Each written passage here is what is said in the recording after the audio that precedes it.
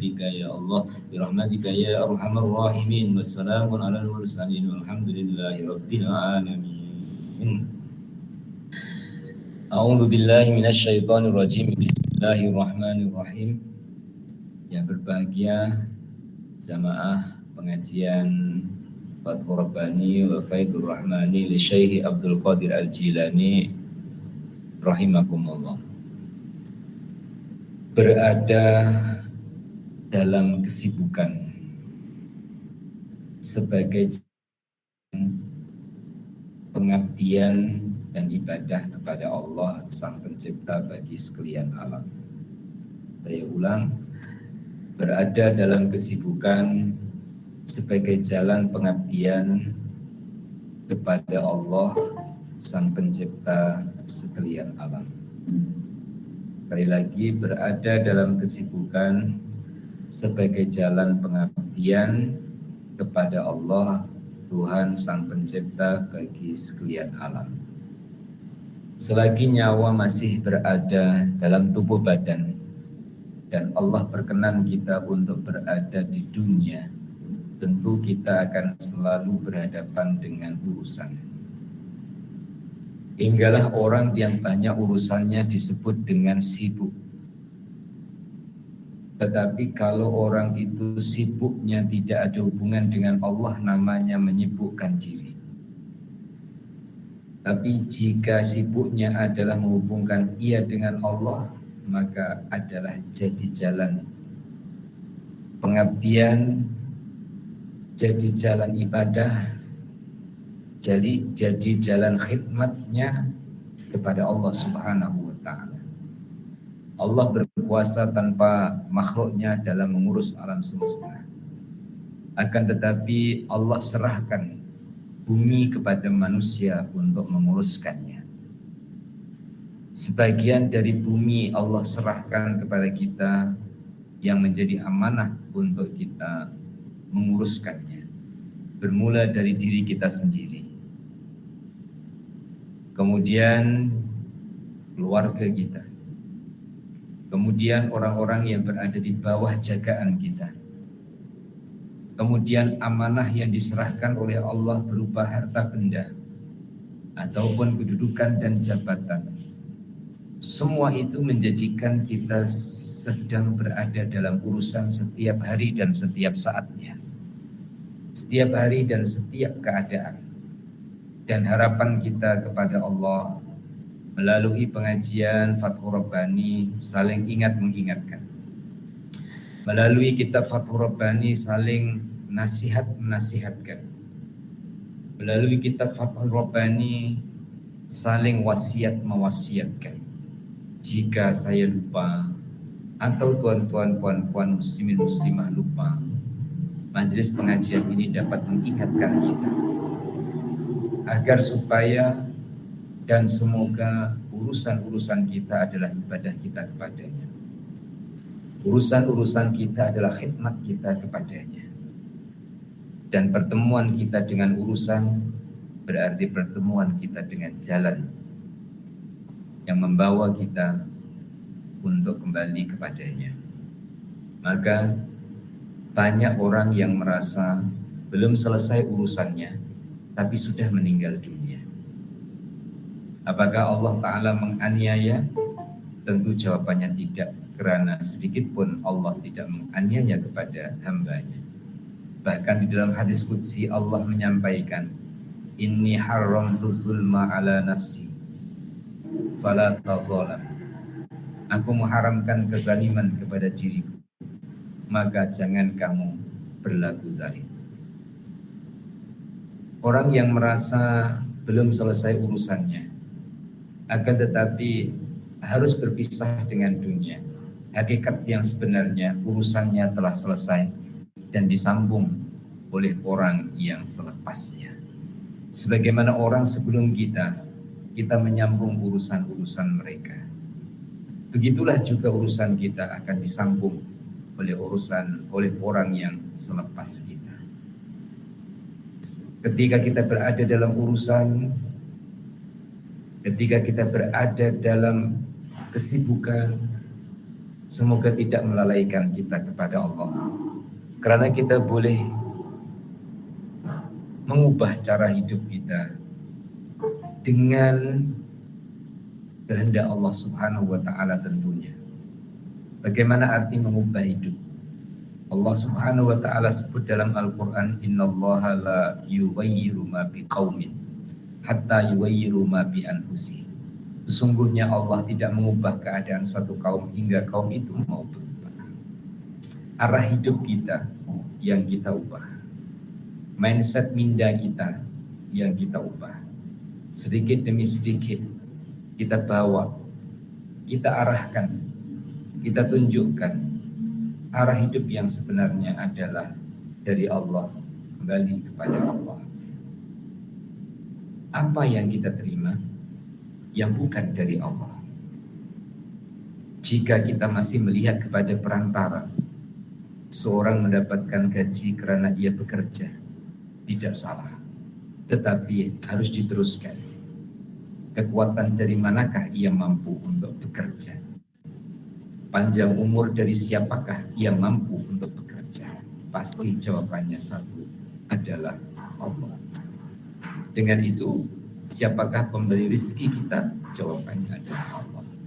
Siapa menghidupkan kita? Jawabannya adalah Allah. Dan ini selalu kita suarakan dalam diri kita, supaya kita senantiasa ingat dan supaya kita senantiasa syukur kita kepada Allah dan senantiasa tenang dalam menghadapi urusan yang diamanahkan oleh Allah Subhanahu wa taala hingga hari ini, esok, atau hingga sampai kita kembali kepada Allah. Mengakhiri hidup kita dalam urusan yang bagaimana? Kita berdoa kepada Allah, khususnya jamaah halaqah tilawah Al-Quran, mengakhiri hidup bersama dengan Al-Qurannya.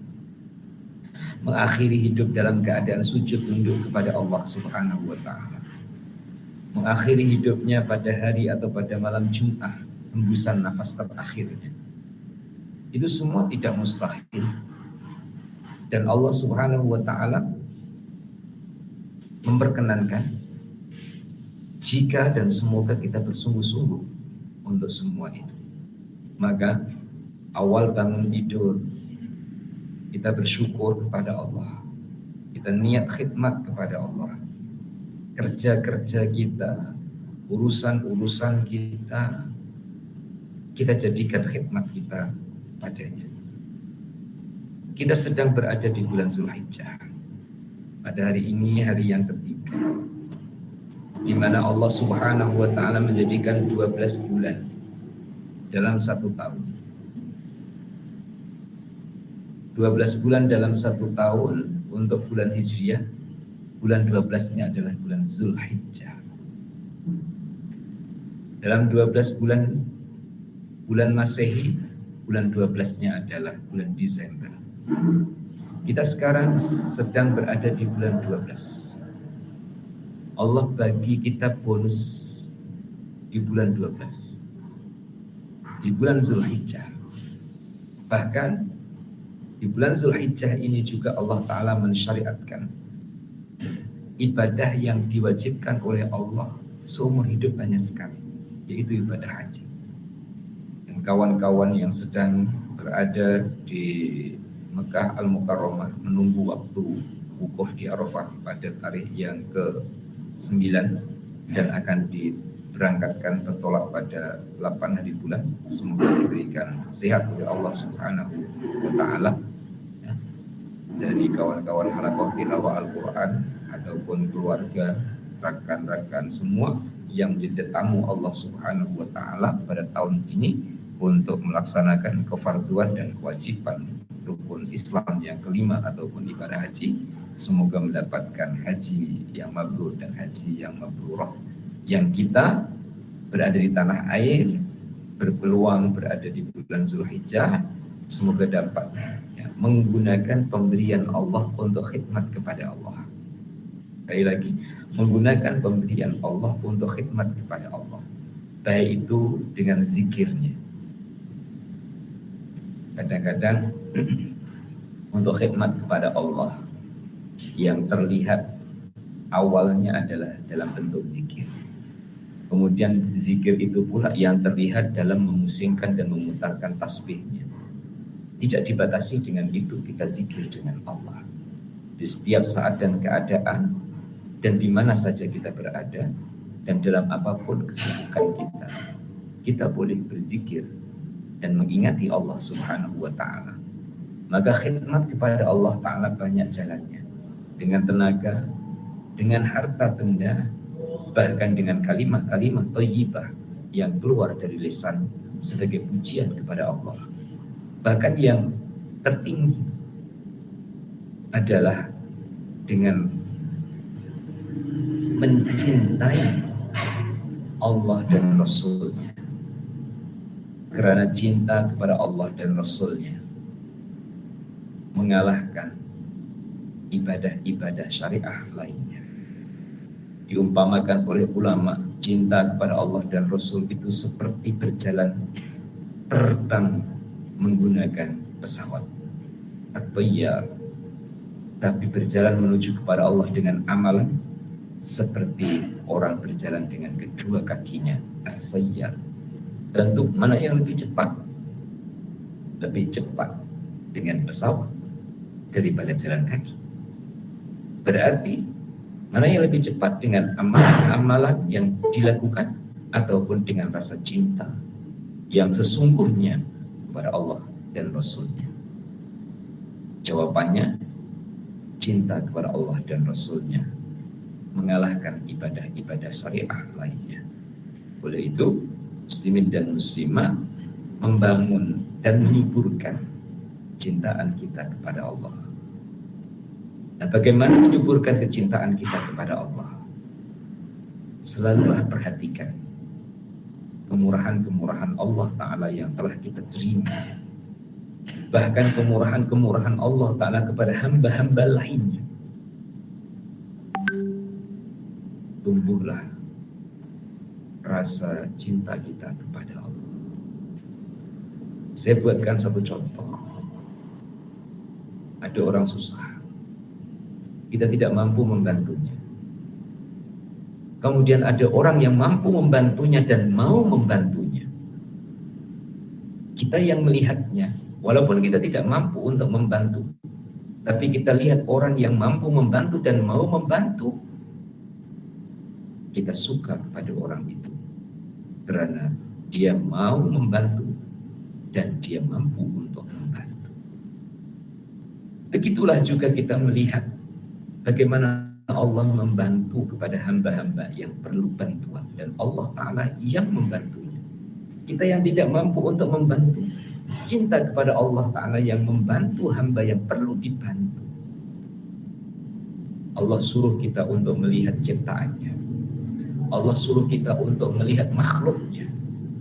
Allah suruh kita untuk melihat alam maya pada, supaya tambah rasa cinta kita kepada Allah. Juga cinta kita kepada Rasulullah Muhammad SAW. Juga mencintai yang mencintai Allah dan Rasulnya. Juga mencintai sesuatu yang boleh menjadi jalan kepada kita untuk mencintai Allah dan juga Rasulnya. Seperti doa yang kita baca di awal pengajian, Allah marzuqna hubbaka wa hubba man ahabbaka wa hubba ma yuqarribuna ila hubbika ya Allah. Nah, di tarikh 3 Zulhijjah, kemudian akan berjalan 4 Zulhijjah, terus hingga sampai hari yang ke-8 disebut sebagai hari Tarwiyah, sampai hari 9 disebut sebagai hari Arafah, sampai hari yang ke-10 ya, disebut sebagai Yaumul Udhiyah ataupun dikenal Idul Adha, hari raya kurban. Kita menjiwai perjalanan hidup di bulan Zulhijjah.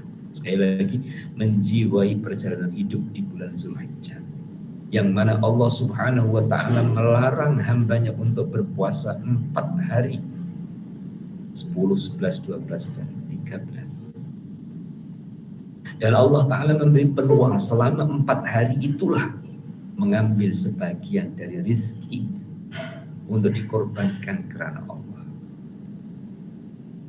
Bermula dari syariahnya adalah yang paling kecil adalah seekor kambing. Kemudian bertambah lagi yang lebih besar. Andaikan di kalangan kita jamaah-jamaah Fathur Rabbani ada yang belum mampu ataupun memang tidak mampu untuk berkorban pada hari yang ke-10, 11, 12, dan 13, sekurang-kurangnya di tengah-tengah keluarga membuat kelainan. Walaupun tidak mampu kambing, ayam pun tidak mengapa. Sekali lagi bukan syariatnya. Ini adalah dari sudut pandang hakikatnya. Siapa tahu dan semoga kalau tahun ini adalah ayam, yang akan datang boleh kambing. Begitulah mindset dan imajinasi kita, harapan besar kita kepada Allah Subhanahu wa Ta'ala. Menjiwai perjalanan hidup di bulan Zulhijjah, mengorbankan di jalan Allah Subhanahu wa Ta'ala. Seorang yang menyembelih binatang kurban, dagingnya adalah kembali kepada sesama, niatnya adalah kepada Allah Subhanahu wa Ta'ala.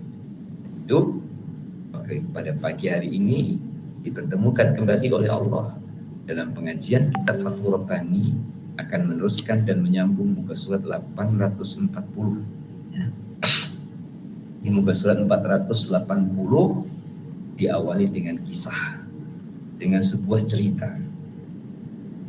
Orang solih itu duduk di dalam masjid di Syam dalam keadaan lapar.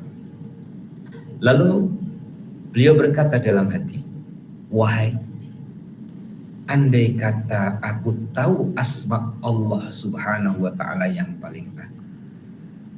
Tiba-tiba dia melihat dua orang yang singgah dan duduk di sisi beliau. Kemudian salah satu daripada mereka berkata kepada yang lainnya, engkau ingin mengetahui asma Allah yang paling agung? Temannya tadi berkata, iya. Dia kemudian berkata, katakanlah Allah. Lalu orang soleh itu berkata dalam hati, aku sudah mengucapkannya. Salah seorang daripada tetamu yang tidak kenal itu berkata, bukan begitu. Kami mengingini agar engkau menyebut Allah, sementara dalam masa yang sama tiada sesuatu selain daripadanya di dalam hati. Kemudian kedua-dua orang itu naik ke langit. Gitu. Muslimin dan muslimah, perasaan kita pun kadang-kadang seperti yang dirasakan orang yang diceritakan dalam kitab ini. Kita ingin memanggil Allah dengan nama yang paling agung.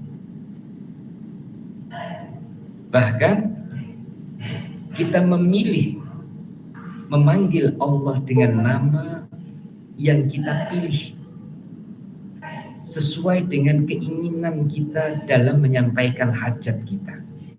Contoh, ingin dapat rizki, memanggil Allah Tuhan yang maha memberi rizki, ya Razzaq. Ingin dibukakan urusan-urusan dan kesulitan-kesulitannya, memanggil Allah dengan nama ya Fattah. Ingin mendapatkan kasih dan sayang, memanggil nama Allah ya Latif. Ingin mempunyai jiwa yang besar dan tegas, memanggil nama Allah ya Jabbar, ya Qahar.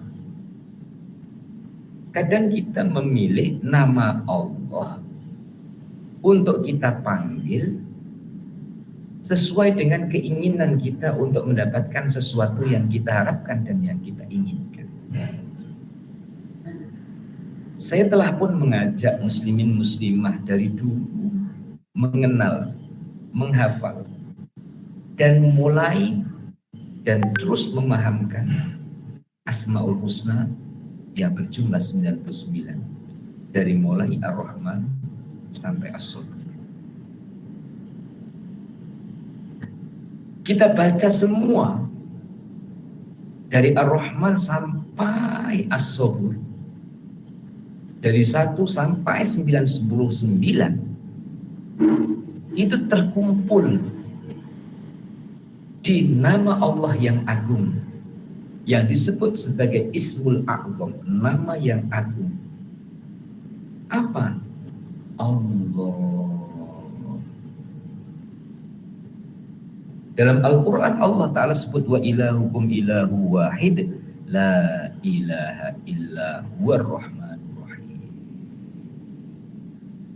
Tuhanmu itu Tuhan yang Esa. La ilaha illa huwa, tidak ada Tuhan melainkan hanya Dia. Siapa Dia itu? Ar-Rahman Ar-Rahim, yang Maha Pengasih lagi Maha Penyayang. Dalam ayat kursi diawali dengan kalimat Allah. Allahu la ilaha illa huwal hayyul. Ismul A'zam, nama yang agung, yang merangkumi di dalamnya adalah semua nama yang dimiliki oleh Allah. Nama yang agung itu adalah Allah. Ketika orang itu diajar nama yang agung, nama dari nama Allah yang paling agung diajarkan kepadanya, yaitu Allah, kemudian ia merasa sudah tahu, sudah dipanggil, sudah disebut. Orang yang memberitahu, menjelaskan, yang dimaksudkan memanggil, menyebut Allah adalah mengosongkan hatinya dari selain Allah. Dan mengosongkan hati dari selain Allah tentu tidak mudah, karena selama ini hati dipenuhi dan diisi dengan selain Allah. Insya Allah saya kongsikan dengan muslimin dan muslimah, akan ketemu ya. Sulit tapi mudah bagi yang dimudahkan oleh Allah. Susah tapi senang bagi yang disenangkan oleh Allah. Saya buatkan contoh di sebelah saya ini. Ada botol, ada air. Ada botol, ada air. Air ini berada dalam botol. Sekali lagi, air berada di dalam botol. Kemana botol diangkat, air ikut. Kemana botol dipindah, air juga ikut. Artinya, yang dikatakan selain Allah itu siapa? Padahal selain Allah adalah ciptaannya. Saya ulang, yang dikatakan selain Allah itu siapa? Padahal selain Allah adalah ciptaannya. Jawabannya, yang dikatakan selain Allah adalah segala sesuatu ciptaan yang menyebabkan orang itu hilang atau kurang kepercayaan kepada Allah, maka itu adalah selain Allah. Karena apabila itu tidak dinasihatkan dan itu tidak diobati, akan boleh menjadi pesaing yang akhirnya menyekutukan Allah. Sekali lagi, akhirnya menyekutukan Allah. Contohnya, orang itu percaya bahwa ia boleh hidup, ia boleh senang bila punya uang. Karena uang boleh untuk belanja, beli makan, beli pakaian, dan beli apa yang dia inginkan. Jika ini tidak diingatkan bahwa uang bukan Tuhan, maka bisa terjadi orang menuhankan uang. Maka harus diingatkan bahwa uang bukan Tuhan.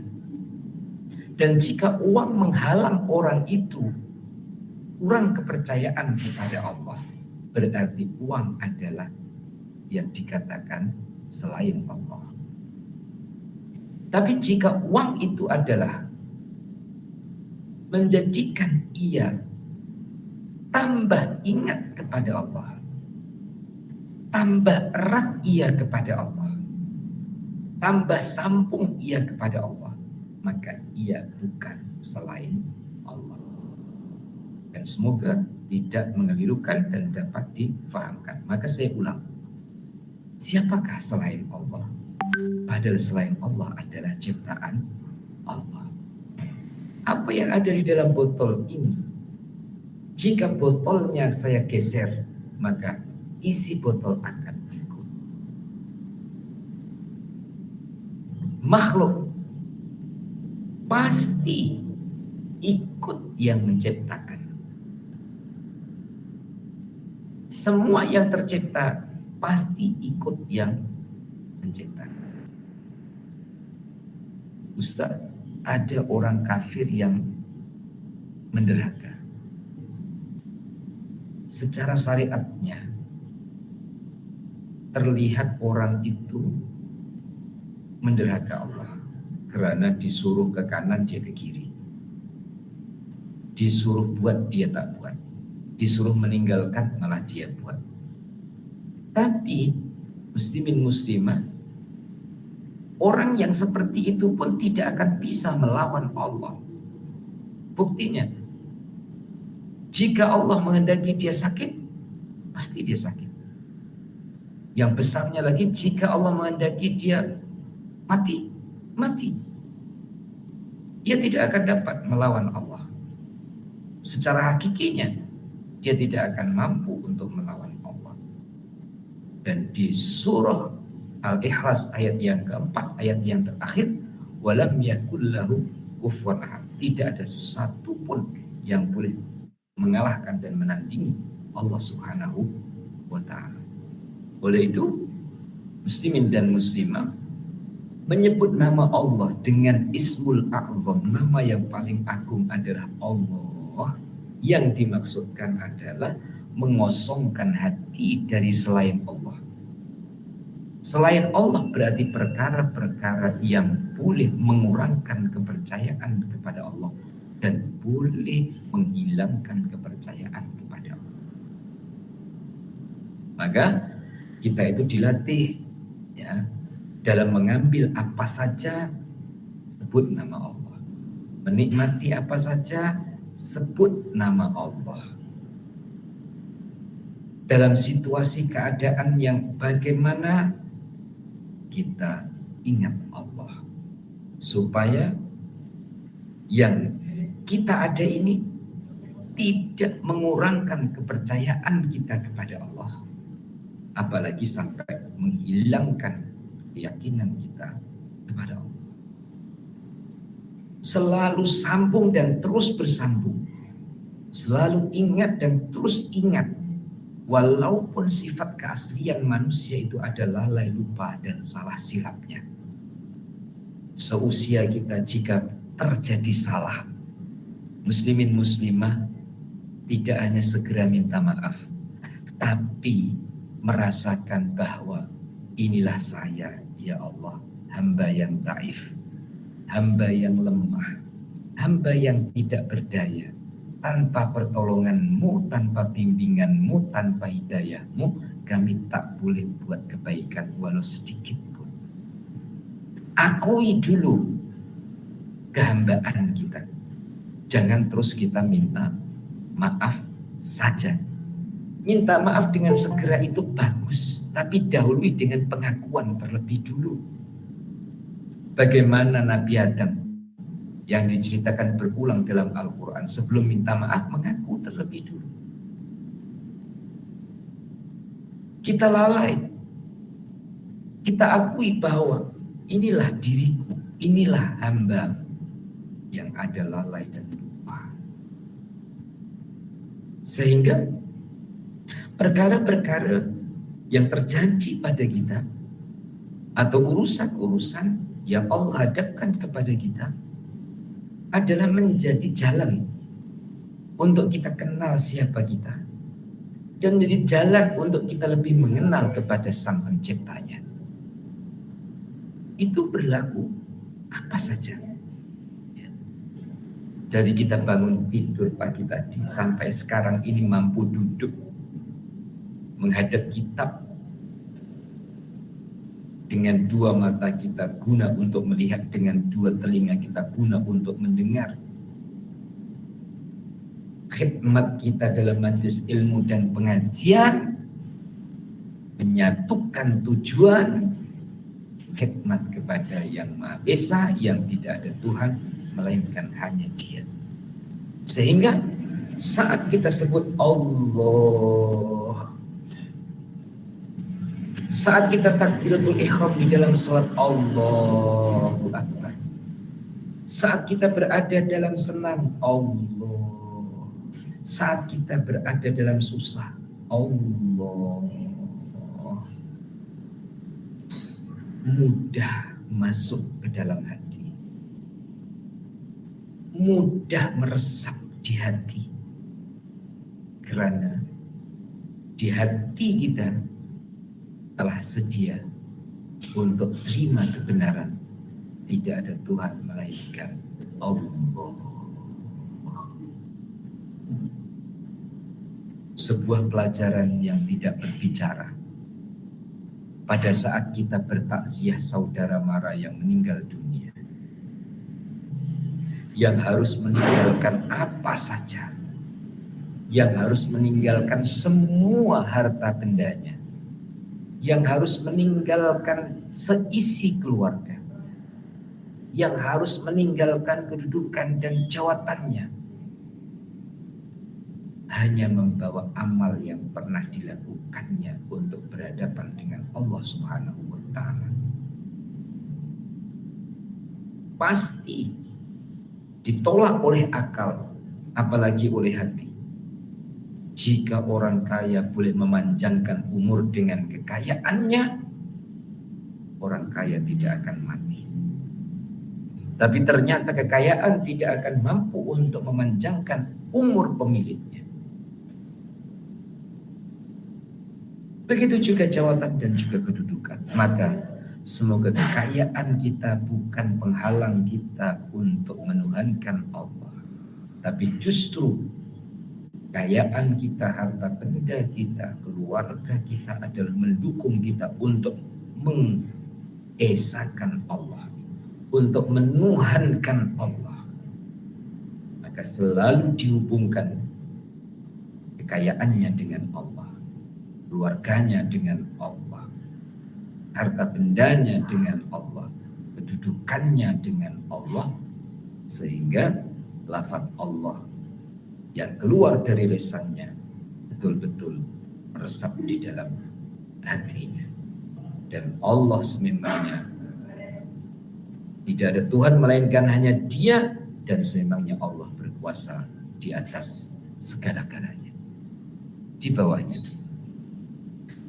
Jadikanlah zahirmu makhluk, hatimu akhirat, dan dirikanlah batinmu bersama Allah Subhanahu wa Ta'ala.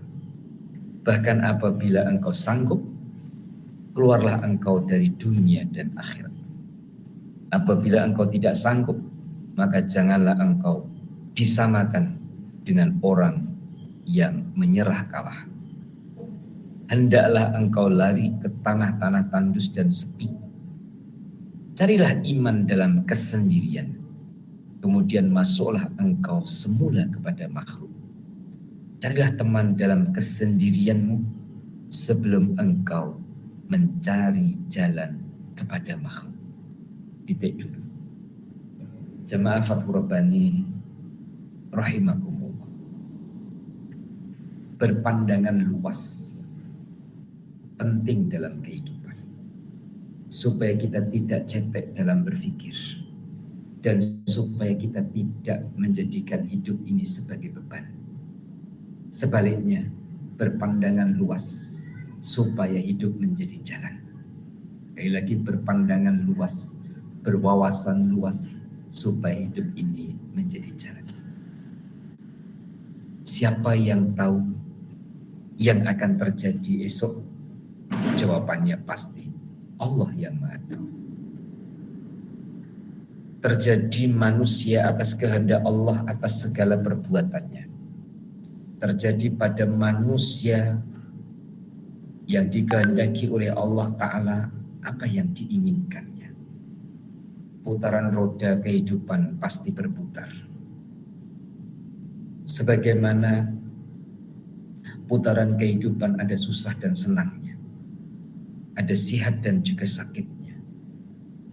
Begitulah juga dalam perjalanan menuju kepada Allah. Muslimin dan muslimah,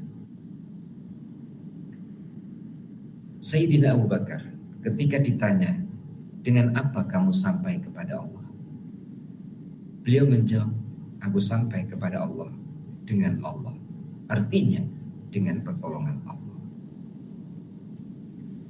Saat tuan-tuan puan-puan punya baju yang kotor, kemudian ingin untuk dipakai dan menambah cantik orang yang memakainya, tentu proses awalnya adalah dicuci dan dibersihkan terlebih dahulu. Keinginan kita untuk dekat dengan Allah dan akan dekat dengan Allah dan tidak mustahil bisa dekat dengan Allah setelah bercampur dengan makhluk, setelah bergaul dengan makhluk, setelah berhubungan dengan makhluk, setelah bertransaksi dengan makhluk, kemudian ingin dengan Allah, sebuah perjuangan, sebuah usaha yang harus disertai dengan kesungguhan. Karena kita sudah terbiasa, terbiasa pakai handphone, kemudian lepas dari handphone, sebuah perjuangan yang perlu kesungguhan. Biasa dengan makhluk, dengan teman, ataupun dengan pasangan, kemudian dilepaskan, perlu kesungguhan dalam ikhtiar dan juga usaha. Maka oleh penyusun kitab ini memberikan gambaran. Awalnya bersama dengan makhluk, mulai dari kecil dikenalkan, ini ayahmu, ini ibumu, ini abangmu, ini adikmu, ini pamanmu, ya, ini sepupu kamu, ini jiran kamu, kemudian sekolah, ini teman-teman kamu. Kenal, banyak kenalan. Itu baru sesama manusia. Belum lagi alam ciptaan. Ini ayam, ini kambing, ini ular, ini gajah, ini kerbau, ini kuda, ini onta, macam-macam. Belum lagi uang, ya. Ini 1 real, ini 1 ringgit, ini 2 real, ini 2 ringgit, ini 2.000 rupiah, ini 2 dolar, dan lain-lain lagi. Ya. Di sini berpikir. Kemudian diajarkan. Mulai dari sekolah rendah, ada pelajaran bahasa, ada pelajaran matematik, ada pelajaran fisika, dan pelajaran-pelajaran yang lain. Mengenali alam ciptaan, mengenali makhluk yang berada di persekitaran. Kemudian setelah itu jiwanya ingin kenal. Kalau aku kenal kambing, lembu, sapi, kuda, gajah, ular, unta, siapa yang menciptakan? Kalau aku kenal dengan saudara-saudara aku, siapa Tuhan yang sebenar? Kalau aku tahu di atasku adalah langit, di bawahku adalah bumi, di bumi ada mata air, di langit ada bintang gemintang, siapa penciptanya?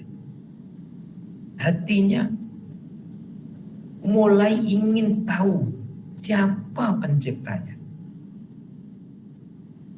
Bila sudah mulai ingin tahu siapa penciptanya, latihannya harus meninggalkan alam ciptaan menuju kepada sang penciptanya.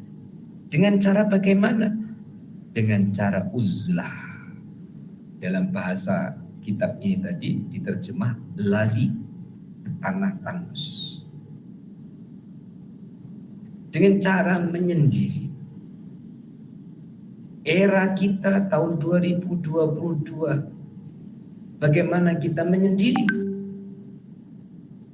Apakah harus lari ke hutan? Tentu tidak mungkin bagi jamaah muslimah untuk meninggalkan keluarga dengan cara lari ke hutan. Caranya adalah uzlah. Mengosongkan hatinya dari selain Allah.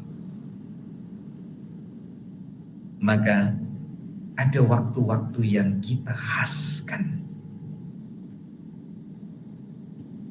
Munajat kita, hadir kita di hadapan Allah. Jika perlu untuk membantu itu adalah dengan mengunci pintu biliknya, kunci. Dalam tempo waktu, mungkin diawali 1 jam, kemudian terjalin kemesraan berikutnya adalah lebih dari 1 jam. Semua itu adalah tinggal orangnya. Berarti di waktu pintu kita kunci, di waktu itu kita bermunajat kepada Allah, bermesra dengan Allah. Muslimin dan muslimah, saya ceritakan, jika belum mampu meniru jangan ditiru. Jadikan pelajaran saja. Seminggu tak keluar bilik. Wali Allah seminggu tidak keluar dari biliknya, bukan dia tidak berkeluarga. Bagaimana makan dan minumnya, bagaimana buang air kecil dan buang air besarnya, tak sampai akal kita untuk berpikir. Ternyata dalam 1 minggu itu tidak buang air besar, tidak buang air kecil, dan juga tidak makan. Karena mesranya dengan Allah Subhanahu wa Ta'ala. Kita yang belum mampu untuk terima dengan akal kita, jangan menolak dengan hati kita. Karena apabila sudah berada di maqam ataupun kedudukan zauq ataupun rindu, maka yang lainnya sudah tidak berada dalam ingatan dan berada di hatinya. Mungkin kita tidak selama itu dan sepanjang itu, 1 jam atau lebih sedikit. Jika itu pun kita tidak mampu, muslimin dan muslimah, lakukan syariat dengan sebenar-benarnya. Seperti syariat sholat. Ketika syariat sholat, dari mulai takbiratul ihram sampai salam, kita tidak berbicara dengan orang. Bahkan salah satu dari batalnya sholat adalah bercakap-cakap dengan makhluk. Salah satu yang membatalkan sholat adalah berbicara dan bercakap dengan makhluk. Tetapi di dalam sholat itulah kita berbicara dengan Allah. Dalam sholat itulah kita fokus dengan Allah. Tentu bagi orang yang sudah khusyuk dan fokus kepada Allah. Artinya dalam 24 jam ada waktu-waktu kita harus berhenti dan melepaskan segala urusan untuk menghadap kepada Allah. Baik itu rupanya subuh, zuhur, asar, maghrib, isya, dan ditambah yang sunnah lagi. Kewajiban sholat, hubungan khususnya dengan Allah Subhanahu wa Ta'ala, yang dilakukan dengan khusyuk, yang dilakukan dengan takzim dan rasa haibah dengan Allah, insya Allah selesainya sholat, ia akan ada waktu untuk menambah lagi melalui zikir selepas sholat. Walaupun itu hukumnya adalah sunnah, zikir selepas sholat hukumnya adalah sunnah. Tuan imam tidak boleh mewajibkan sesuatu yang tidak wajib kepada makmumnya.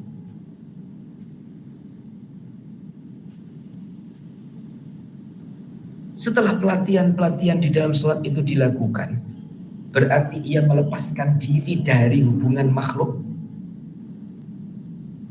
Selesai sholat yang ditandai dengan salam, berhubungan lagi dengan sesama. Turun lagi ke makam manusia, berhubungan dengan hubungan kemanusiaan. Dan ini selalu bersilih ganti. Naik turun, naik turun, naik turun. Hubungan langsung dengan Allah, setelahnya hubungan lagi dengan sesama makhluk Allah. Nanti hubungan lagi dengan Allah secara khususnya, berhubungan lagi dengan makhluk Allah. Hubungan langsung lagi dengan Allah, selepas itu kembali lagi ke alam kemanusiaannya. Nah, silih berganti yang demikian itu, Allah mengenalkan kita bahwa kita adalah manusia yang tidak lepas dari manusia di sekeliling kita.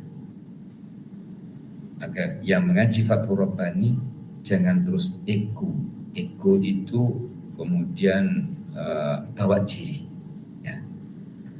Arti bawa diri yang negatif adalah tidak peduli kepada orang lain. Kita harus menjadi orang yang peduli kepada orang lain. Karena ada waktu-waktu khususnya kita dengan Allah dan ada waktu kita secara umum berhubungan dengan makhluk. Maka Rasulullah SAW menyebut khairun nas anfa'uhum linnas. Sebaik-baik manusia adalah yang memberi manfaat kepada manusia lain.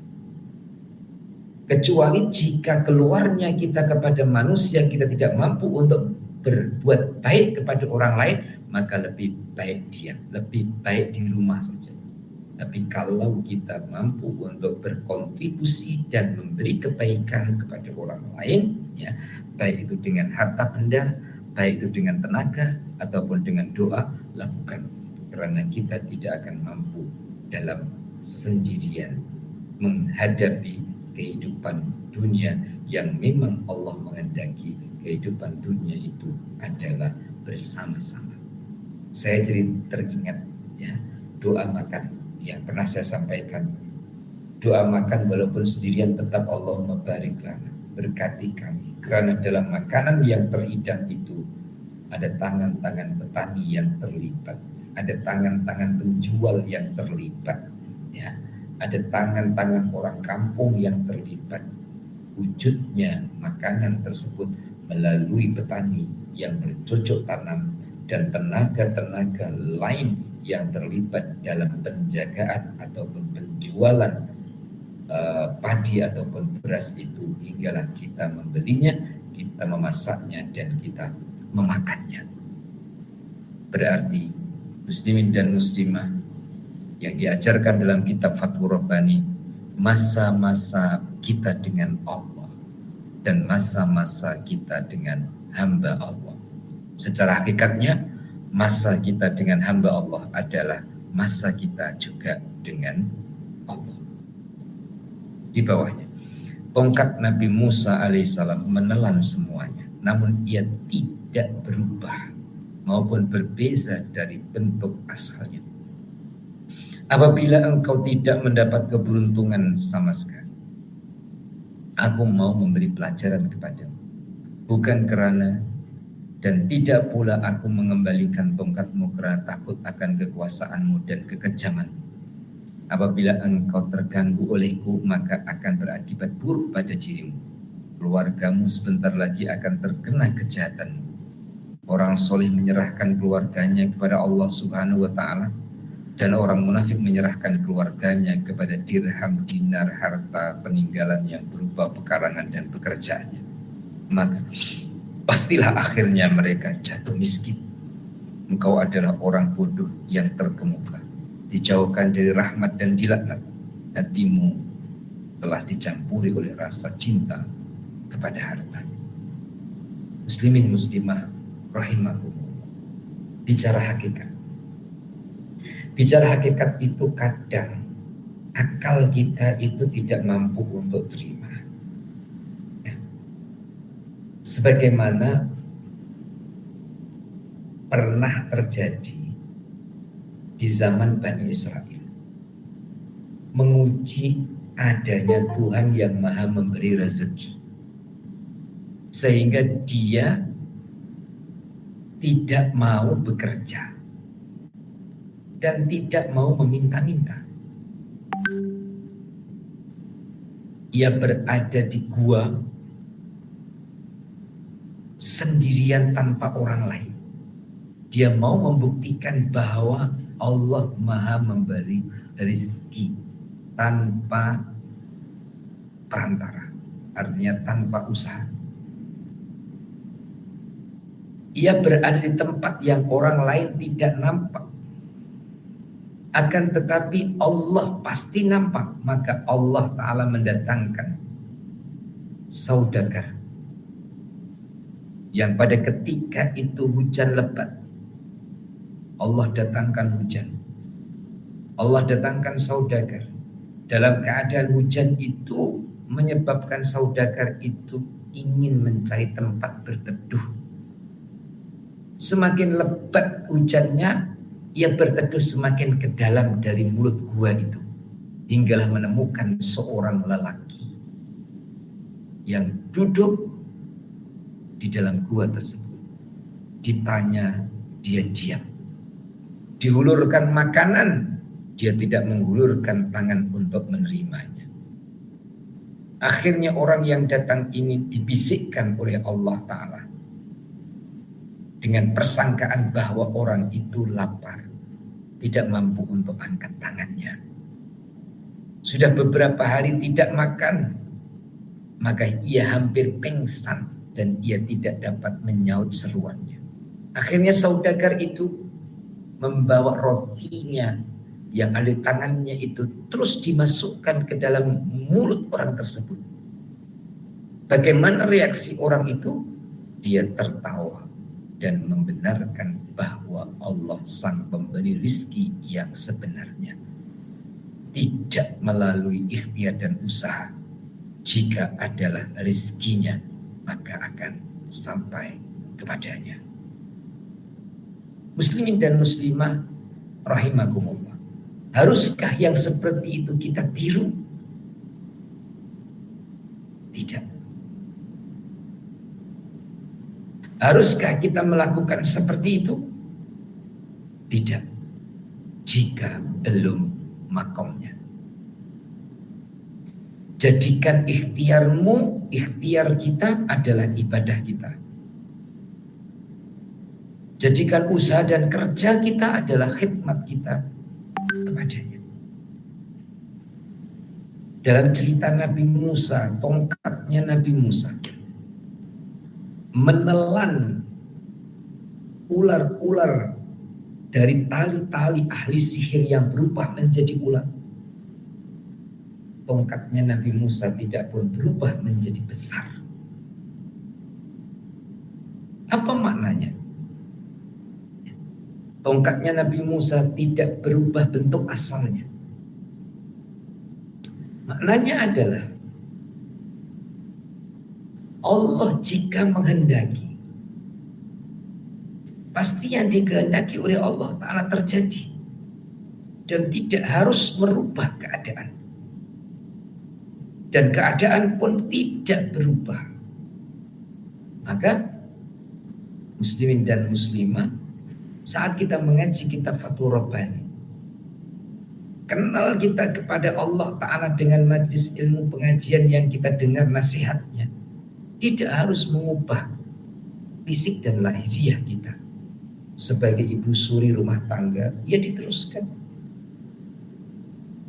Jika masih berada dalam ikatan pekerjaan, baik itu dengan kerajaan ataupun dengan kilang, ya diteruskan. Perubahannya terletak di mana? Dalam kerohaniannya. Manusia memikirkan dirinya dengan memikirkan keluarganya, kadang keluarga lebih difikirkan daripada dirinya. Dan itu tidak salah. Hanya saja jangan keterlaluan. Ini nasihat untuk diri saya. Jangan keterlaluan. Karena apabila keterlaluan, kita akan bergantung kepada usaha, bukan bergantung kepada Allah. Sebagaimana yang dikatakan, orang mukmin menyerahkan keluarganya kepada Allah. Orang munafik menyerahkan keluarganya kepada dirham ataupun kepada harta. Arti menyerahkan kepada dirham ataupun harta, dibekali anaknya, keluarganya dengan harta benda. Kita tidak mencari salah, ya. Dan itu tidak salah, hanya jika tidak disertai dengan tawakal dan diserahkan kepada Allah, berarti lebih percaya kepada harta benda berbanding dengan Allah. Selalu dinasihatkan kepada saya dulu, ya, tentu pelajaran itu sampai sekarang. Terbang menuju Allah bersama Al-Quran. Karena Al-Quran adalah kalam Allah. Al-Quran adalah firman Allah. Di mana saja bersama Al-Quran berarti bersama dengan kemuliaan. Walaupun tidak dibekali dengan harta benda oleh orang tua ataupun oleh ayah bunda, akan tetapi Allah Ta'ala yang akan menjaga dan mengaturkannya. Dalam Al-Quran Allah sebut wal yakhshal ladina law taraku min khalfin dzurriyyatan di'afan khafu 'alaihim falyattaqullaha wa liyaqulu qawlan sadida. Takutlah kamu meninggalkan generasi yang dhaif. Sebagian ahli tafsir mentafsirkan generasi yang dhaif adalah generasi yang tidak punya keterampilan, generasi yang tidak punya pekerjaan, generasi yang tidak punya harta dan kekayaan. Tetapi sebagian ahli tafsir mentafsirkan generasi yang tidak punya keyakinan. Kedua-duanya benar sesuai dengan konteksnya, sesuai dengan keadaannya. Maka diucapkan tahniah pada muslimin muslimah punya keturunan, kemudian keturunan kita kasih modal, ya, untuk meneruskan kehidupan. Itu adalah kemurahan tuan-tuan dan puan-puan, ya. Tapi jangan dilupakan untuk membekali anak-anak kita dengan keyakinan, bukan dengan kekayaan. Membekali anak kita dengan keimanan, bukan hanya dengan harta benda. Pun juga bukan hanya dengan ilmu pengetahuan. Di saat anak-anak kita belajar ilmu akademik, kemudian diajarkan tentang alam ciptaan, baik itu melalui jurusan sains ataupun melalui fakulti yang lain, teruskan. Jangan hanya diajarkan alam ciptaan untuk diteroka, tapi tambahkan untuk diajarkan Allah yang memiliki alam semesta.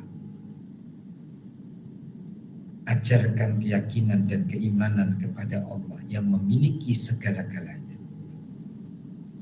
agar supaya dan semoga nantinya ketergantungannya bukan pada ilmunya, tapi ketergantungannya adalah kepada Allah Subhanahu wa Ta'ala.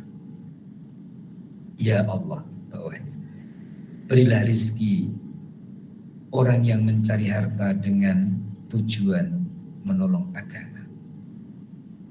Sekali lagi, berilah rizki orang yang mencari harta dengan tujuan menolong agama. Silahkan cari harta, kumpulkan, tapi ada tujuan utamanya adalah di jalan Allah atau menolong agama. Barang siapa yang mencari akhirat untuk mendapatkan keridhaanmu dan orang yang mencari dunia karena dunia, maka janganlah engkau memberinya rizki, sebab kedua-duanya merupakan penghalang untuk mendapatkan keridhaanmu. para jemaah yang dirahmati, dan semoga selalu dirahmati dan yang dikasihi. Saat kita merenung, saat kita muhasabah, ya, lebih-lebih lagi muslimin dan muslimah yang memang putaran takdir telah menentukan bahwa puan-puan telah berpisah dengan pasangan karena pasangannya telah meninggal dunia.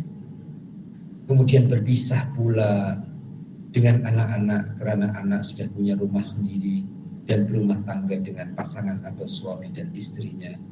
Dan anak-anak pun sudah punya anak, yakni cucu puan-puan untuk dijaga. Kemudian puan-puan sendiri.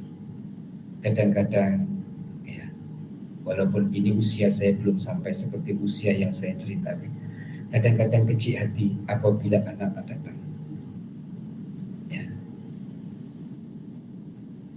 Kemudian terasa sunyi, dalam sendirian, berada dalam kesunyian. Semoga nasihat-nasihat dalam kitab Fathur Rabbani dapat sedikit mengubah dalam kesendirian bukan kesunyian. Tapi dalam kesendirian adalah jalan untuk bermesra dengan Allah.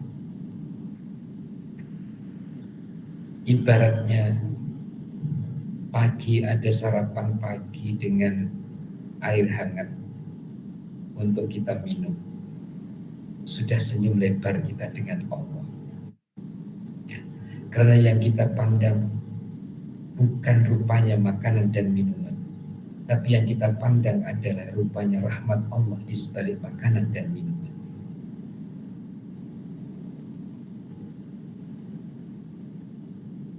Dalam kesendirian adalah kemesraannya kepada Allah.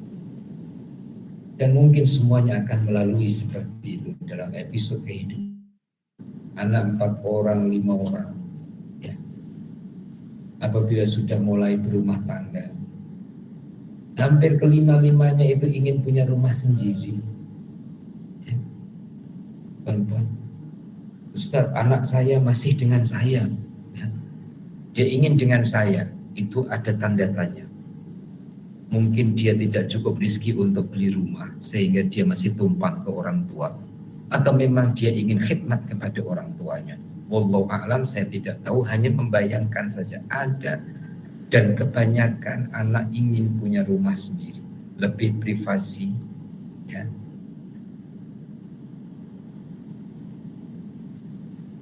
Tapi jika ada yang ingin khidmat kepada orang tuanya, ingin untuk membantu kepada orang tuanya, tahniah kepada anak yang sedemikian, karena ia rela untuk mengorbankan kepentingan dirinya untuk orang tua. Bagaimanapun juga kita bicara secara umumnya adalah anak bila sudah berkeluarga dia akan beli rumah ataupun buat rumah. Baiknya orang tua, ini orang kampung, bukan hanya yang dilepaskan begitu saja, tapi dikasih tanah. Kadang-kadang sudah dikasih tanah, dikasih modal untuk buat rumah, sudah buat rumah, dikasih lagi untuk perabot rumahnya. Baiknya orang-orang kita, orang-orang Melayu, ya. Tapi setelah itu yang menjadi penyebab orang tua kecil hati. Rumah saya buatkan, tanah saya berikan, perabot rumah saya isikan, sekarang tak pernah datang. Jadi kecil hati. Semoga muslimin muslimah, ya, yang sudah merasakan seperti itu akan sedikit berubah. Jangan kecil hati. Pahala dan ganjaran tidak akan hilang. Allah selalu dekat kepada orang-orang yang melakukan kebaikan. Dalam kesunyian dan kesendirian, Allah bersamanya. Muslimin muslimah. Dan di akhir kata dalam penggal ini, dalam doa itu, semoga Allah Ta'ala perkenankan, dan saya cukupkan sampai di sini terlebih dahulu. Insya Allah yang akan datang kita akan sambung dan kita akan teruskan kembali, ya. Kita akhiri dengan baca doa. Bismillahirrahmanirrahim. Allahumma sholli wa sallim ala sayyidina Muhammad wa ala ali sayyidina Muhammad. Alhamdulillahirabbil alamin. Allahumma rzuqna ilman nafi'ah wa amalan sholihan maqbulah wa rizqan halalan thayyiban wasi'an barakah. Allahumma ja'alna minal ladzina yastami'una al-qawla fayattabi'una ahsanah bi rahmatika ya arhamar rahim. Rabbana atina fid dunya hasanah wa fil akhirati hasanah wa qina adzabannar. Wa sallallahu ala sayyidina Muhammad wa ala alihi wa sahbihi wasallam. Alhamdulillahi rabbil alamin. Taqabbalallahu minkum minna wa minkum taqabbal ya karim. Akhiri hadanallahu wa iyyakum ajmain. Assalamualaikum warahmatullahi wabarakatuh.